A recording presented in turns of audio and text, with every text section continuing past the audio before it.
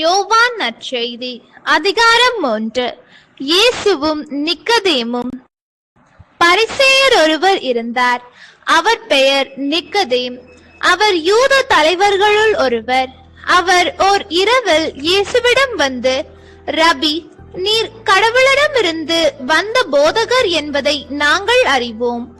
கடவுள் தம்மோடு இருந்தாலன்றி நீர் செய்யும் இவ்வரும் அடையாளங்களை யாரும் செய்ய இயலாது என்றார்.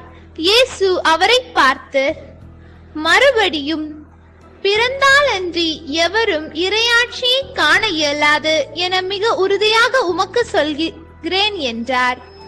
நிக்கதேம் அவரை நோக்கி, வயதான பெண் ஒருவர் எப்படி பிறக்க முடியும்? அவர் மீண்டும் தாயின் வயிற்றில் புகுந்து பிறக்க முடியுமா என்று கேட்டார்.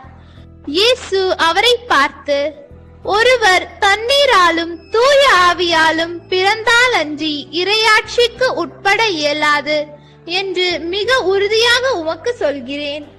மனிதரால் பிறப்பவர் மனித இயல்பை உடையவர், தூய ஆவியால் பிறப்பவர் தூய ஆவியின் இயல்பை உடையவர்.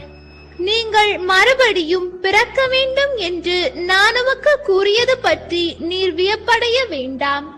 காற்று விரும்பிய திசையில் வீசுகிறது, அதன் ஓசை உமக்கு கேட்கிறது, ஆனால் அது எங்கிருந்து வருகிறது என்றும் எங்கு செல்கிறது என்றும் உமக்கு தெரியாது. தூய ஆவியால் பிறந்த அனைவருக்கும் இது பொருந்தும் என்றார். நிக்கதேம் அவரை பார்த்து, இது எப்படி நிகழ முடியும் என்று கேட்டார். அதற்கு இயேசு கூறியது, நீர் இஸ்ரேல் மக்களிடையே போதகராயிருந்தும் உமக்கு இது தெரியவில்லையே. எங்களுக்கு தெரிந்ததை பற்றியே பேசுகிறோம், நாங்கள் கண்டதை பற்றியே சான்று பகர்கிறோம். எனினும் எங்கள் சான்றை நீங்கள் ஏற்றுக்கொள்வதில்லை என உறுதியாக உமக்கு சொல்கிறேன். மண்ணுலகு சார்ந்தவை பற்றி நான் உங்களுக்கு சொன்னதை நீங்கள் நம்பவில்லை என்றால் விண்ணுலகு சார்ந்தவை பற்றி சொல்லும் போது எப்படி நம்ப போகிறீர்கள்? விண்ணகத்தில் இருந்து இறங்கி வந்துள்ள மானிட மகனை தவிர வேறு எவரும் விண்ணகத்திற்கு ஏறி சென்றதில்லை. பாலை நிலத்தில் மோசையால் பாம்பு உயர்த்தப்பட்டது போல் மானிட மகனும் உயர்த்தப்பட வேண்டும். அப்போது அவரிடம் நம்பிக்கை கொள்ளும் அனைவரும் நிலைவாழ்வு பெறுவர்.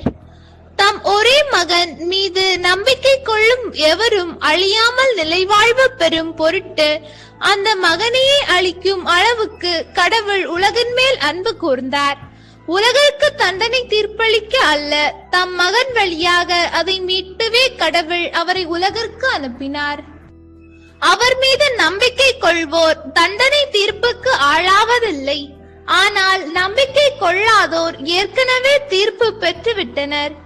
ஏனெனில் அவர்கள் கடவுளின் ஒரே மகனிடம் நம்பிக்கை கொள்ளவில்லை. ஒளி உலகிற்கு வந்திருந்தும் தம் செயல்கள் தீயனவாய் இருந்ததால் மனிதர் ஒளியை விட இருளையே விரும்பினார். இதில்தான் அவர்களுக்கு எதிரான தண்டனை தீர்ப்பு அடங்கி உள்ளது. தீங்கு செய்யும் அனைவரும் ஒளியை வெறுக்கின்றனர், தங்கள் தீச்செயல்கள் வெளியாகி விடும் என அஞ்சி அவர்கள் ஒளியிடம் வருவதில்லை. உண்மைக்கேற்ப வாழ்பவர்கள் ஒளியிடம் வருகிறார்கள். இதனால் அவர்கள் செய்யும் அனைத்தையும் கடவுளோடு இணைந்தே செய்கிறார்கள் என்பது வெளியாகும். இயேசுவும் யோவானும். இவற்றுக்கு பின்பு இயேசுவும் அவர் தம் சீடரும் யூதேய பகுதிக்கு சென்றனர். அங்கே அவர் அவர்களோடு தங்கி திருமுழுக்கு கொடுத்து வந்தார். யோவானும் சலீம் என்னும் இடத்துக்கு அருகில் உள்ள ஐனோனில் திருமுழுக்கு கொடுத்து கொண்டிருந்தார். ஏனெனில் அங்கு தண்ணீர் நிறைய இருந்தது. மக்கள் அங்கு சென்று திருமுழுக்கு பெற்று வந்தார்கள்.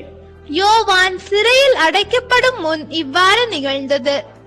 ஒரு நாள் யோவானின் சீடர் சிலருக்கும் யூதர் ஒருவருக்கும் இடையே தூய்மை சடங்கு பற்றி விவாதம் எழுந்தது. அவர்கள் யோவானிடம் போய், ரபி, யோர்தான் ஆற்றின் அக்கறை பகுதியில் உம்மோடு ஒருவர் இருந்தாரே, நீரும் அவரை குறித்து சான்று பகிர்ந்தீரே, இப்போது அவரும் திருமுழுக்கு கொடுக்கிறார், எல்லாரும் அவரிடம் செல்கின்றனர் என்றார்கள். யோவான் அவர்களை பார்த்து, விண்ணிலிருந்து அருளப்படாவிட்டால் எவரும் எதையும் பெற்றுக்கொள்ள முடியாது. நான் மெசியா அல்ல, மாறாக அவருக்கு முன்னோடியாக அனுப்பப்பட்டவன் என்று நான் கூறியதற்கு நீங்களே சாட்சிகள். மணமகள் மணமகனுக்கே உரியவர். மணமகனின் தோழரோ அருகில் நின்று அவர் சொல்வதை கேட்கிறார். அதில் அவர் பெருமகிழ்ச்சி அடைகிறார். என் மகிழ்ச்சியும் இது போன்றது. இம்மகிழ்ச்சி என்னுள் நிறைந்துள்ளது. அவரது செல்வாக்கு பெருக வேண்டும், எனது செல்வாக்கு குறைய வேண்டும் என்றார். விண்ணகத்திலிருந்து வருபவர், மேலிருந்து வருபவர் அனைவரையும் விட மேலானவர். மண்ணுலகிலிருந்து உண்டானவர், மண்ணுலகை சேர்ந்தவர். மண்ணுலக சார்ந்தவை பற்றியே அவர் பேசுகிறார். விண்ணுலகிலிருந்து வருபவர் அனைவருக்கும் மேலானவர். தாம் கண்டதையும் கேட்டதையும் பற்றியே அவர் சான்று பகர்கிறார்.